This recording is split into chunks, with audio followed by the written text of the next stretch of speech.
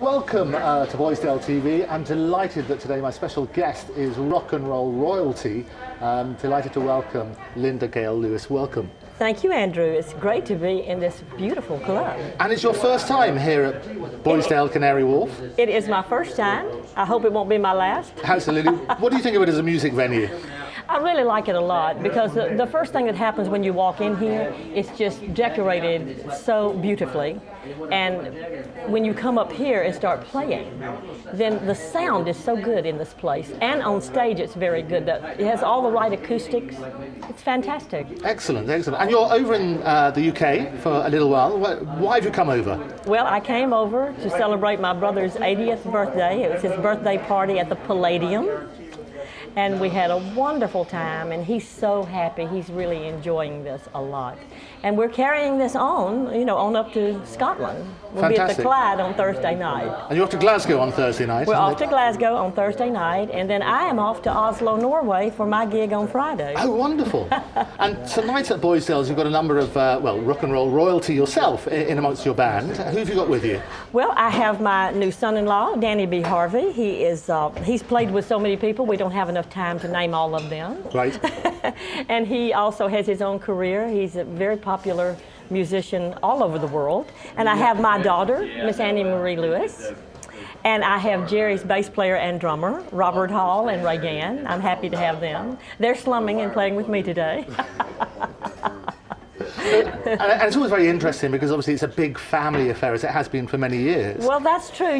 My brother has always shared everything with his family. When he had his first hit record, which was Whole Lot of Shaking Going On, he called up my mother when he got his first check, and he said, "Mama, I just got this check from Sam Phillips for $40,000, and I'm going to share everything I make with you and Daddy and Linda Gail and Frankie Jean." So the first thing he did is he bought us a beautiful home in town. He bought us a brand new Cadillac, and he gave my mother and my sister and I $1,000 to go shopping, which in 1957, that was a lot of money. So we went shopping and bought everything they had in our sizes in Faraday, Louisiana. And our lives changed from that moment on. And throughout my career, he's helped me so much. My first album that I did, he helped me with that. And then he did a duets album with me. I'm the only artist to ever do a total duets album with two legends, Jerry Lee Lewis and Van Morrison. And who do you prefer? Jerry Lee Lewis. What a surprise. He's my favorite. But I do have a lot of respect for Van. He's a great songwriter. He's a wonderful singer. I love his voice. And he plays several instruments. And I loved making that album with him. And he records a lot in the same style that Jerry does. Both of those guys want to go in the studio and cut live on the floor, where you get such a nice feeling because everybody's playing their instruments. Nowadays people do all this overdubbing, and the band has gone home and you're in the studio by yourself listening in a speaker for the musicians to play and sing, and it's not the same kind of feeling. So both of those albums, the one I did with my brother in '71 and the one I did with Van in 2000, both of those albums were cut the same way, live on the floor. The only difference was I didn't have to play piano on that first one. Very interesting. So you performed with many, many artists along the way. Well, I did a tour with Shakin Stevens. We didn't do any recording together, but I'll tell you, that man is great. He can really rock. I had so much fun doing rock and roll with him. We did a couple of duets of his hits that he did. I think one of them was Rockin' Good Way. Yeah, we did that one. And then we did Real Gone Lover, and it was always at the end of his show that I would come out and sing with him. And it was a lot of fun. I love Shaky. He's a great performer. I've been really blessed to be able to be on stage with someone like Shakin Stevens, Van Morrison. And the biggest blessing of all is to be on tour with Jerry Lee Lewis. Sensational. Going back to your childhood, because you came from fairly humble origins originally. Well, we did. We were living in a sharecropper's shack down at a place called Black River, Louisiana. And this is the reason that Jerry wanted to get us a new house, because we didn't even have, the bathroom wasn't on the inside. It was on the outside. And when we wanted to bathe and stuff, we had this tin tub that sat out on the porch. And it was just a total different way of life from the way it ended up. And Jerry bought us this beautiful house in Faraday. And they were brand new houses that it was probably the first subdivision in Faraday, because back in the 50s, that's when they started that thing, in the late 50s. They started having these subdivisions of like really nice houses.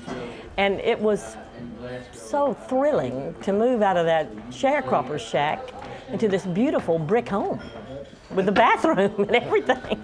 And you started life in the church, both of you in the choir? Well, we were always very active in the church.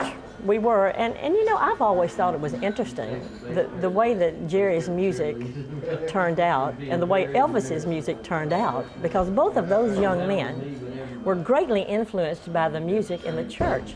And Elvis and his family attended the Assembly of God Church in Tupelo, and we attended the Assembly of God Church in Faraday, Louisiana. So and the music in that church is so incredible. It's like it's really rocking, you know.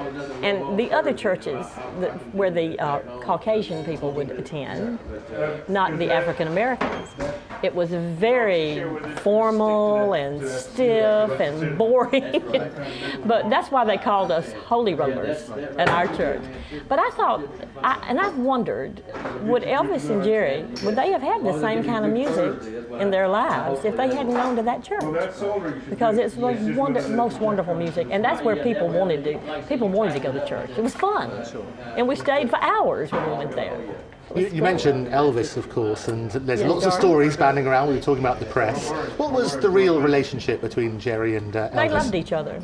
Those guys really cared about each other, and that horrible story that they fabricated and said that Jerry was trying to break down the gates of Graceland to shoot Elvis is total nonsense. The reason that he went to the gates of Graceland was because Elvis had been talking to him on the phone, and he was depressed at that time. And you know, he passed away not too long after that. And so Jerry was down there, and unfortunately he had been to a party and they had been drinking champagne and stuff, and it maybe wasn't a good idea to drive his car down there at that particular time to rescue his friend, but that was his intentions. And he really loved Elvis, and Elvis really loved him. It's always interesting because many people, there are lots of stories about. And when I met Elvis, you know, that's all he talked about was my brother, because at that time when I met Elvis, Jerry and Elvis both had these, Harley Davidson had just given them both brand new motorcycles. Right. And they were going out in Memphis riding their motorcycles together. And I've thought so often, wow, what would it have been like to be on the streets of Memphis and see Jerry Lee Lewis and Elvis just drive by on their Harley Davidsons? How cool would that have been? Wouldn't that have been wonderful? But that's what Elvis was talking about the day that I met him. He was asking my sister-in-law about when was Jerry going to be out riding on his motorcycle again, and how was he doing and stuff like that. And Elvis was a true Southern gentleman and a really nice man. And any other favorites who you met along the way? Well, they're all special. Of course, I've been around Little Richard and Chuck Berry, and then in the country music scene, I've been around Johnny Cash and Carl Perkins, and also people like Dolly Parton. And I shared a dressing room with Dolly one time, and I thought, wow, you know, she's a legend and she's so popular. I need to get my stuff out of here because she needs to have this dressing room to herself, because this venue had 2 dressing rooms. Right. It had one for men and one for women. And I said, are you kidding me? Dolly Parton is on this show. They said, well, this is it. This is all we have. So I went in there really, really quick to get ready. And as I was leaving, Dolly's coming in. And I said, oh, I'm so sorry, you know, this is your dressing room. Of course, I've got my things. I'm getting out of here. And she said, no, honey, of course you're not getting out of here. Stay here with me, and we'll have a great time. And you know what happened? Jerry ended up coming over there and sitting with us. The 3 of us spent like the whole afternoon together. She is so nice. She is such a wonderful person. So I've been around a lot of people. That's fantastic. And also you talk about setting the record straight. We were discussing this earlier privately, and I think your book, The Devil, Me and Jerry Lee. Oh yeah. Fantastic publication. Buy it now. You deal with a lot of that, and you have a very full and frank discussion about that sort of side. You know, I feel like the fans and people want to hear some of the stuff that really happened. I mean, there are things that I won't discuss, unlike those guys, you know, that worked for Elvis, that put out those horrible books after Elvis passed away. I thought that was really, and they are the same ones who made up the story that Jerry was trying to shoot Elvis, which is so ridiculous. But those guys said, I thought, really horrible, tacky things. But I'm willing to share a funny story about Jerry shooting a machine gun or something like that. You know, because it's funny, and it happened, and nobody got hurt. But the thing of it is that there are some things that's best left unsaid. But there's not a lot in my book that was left. Well, I was going to say, I wonder what you didn't include. Having said that. Yes. So what was the machine gun story? What was the... Well, you know, Jerry meant no harm, but he wasn't ready to go to bed. Right. And everybody in the band was tired, and they all wanted to go to bed, and they wanted to leave. Yeah. So he had this machine gun. This is in his collection of guns, and he took it out and fired it a few rounds off in the ceiling, up over everybody's heads, and said, "I don't think you're going to bed yet." It's not going to happen. I think that's probably a fair comment. And of course, I thought that was funny, but maybe the guys sitting there didn't think it was so funny. So you're a very close family. We are very close. You know, my brother is a wonderful person, and I don't think people give him the credit that he should have. He's very tender-hearted, and I always tell people, I say, you shouldn't talk bad about Jerry Lee Lewis, because that could come back to haunt you, because he is such a good person, and I feel like that you could get punished for that. God might punish you, because Jerry cares about everybody so much, and he's been so generous to everybody and kind. Yes, absolutely, and very interesting. As long as you don't want to go to bed too early, you're well, okay. A machine gun will probably wake me up, even the fastest moment. It sounds interesting. Very good. So what does the future hold then? What's going to happen with you? What are your plans? We're just going to carry on. And I'm looking forward to coming back for the 90th birthday party. Fantastic. That's what I'm looking forward to. Well, it was a sensational show at the Palladium. I really enjoyed it. I had a ball. I'm looking forward to seeing you tonight at Boysdale. Well, thank you. And what are we gonna hear? Well, you'll hear a lot more of me tonight. No, you know that was Jerry's night at the Palladium, and I didn't do that much. I just did, I think, 5 songs or something. It's going to be a lot more than 5 songs tonight.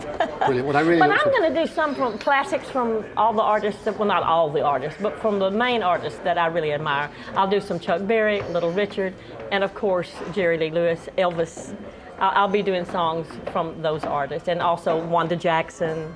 And yeah, I'm going to do a lot of rock and roll, a few original songs, and I'm just going to be looking out at the audience and trying to figure out what they like, what they don't like, and do more of what they like. Good idea. Good idea. I'm really looking forward to it. I'm really looking forward to it. Thank Linda, you very much indeed. Thank you very much indeed. Thank you so much, darling. Thank you. It's so Take nice care. to be Thanks a here. lot. It's a beautiful place. Thanks very much.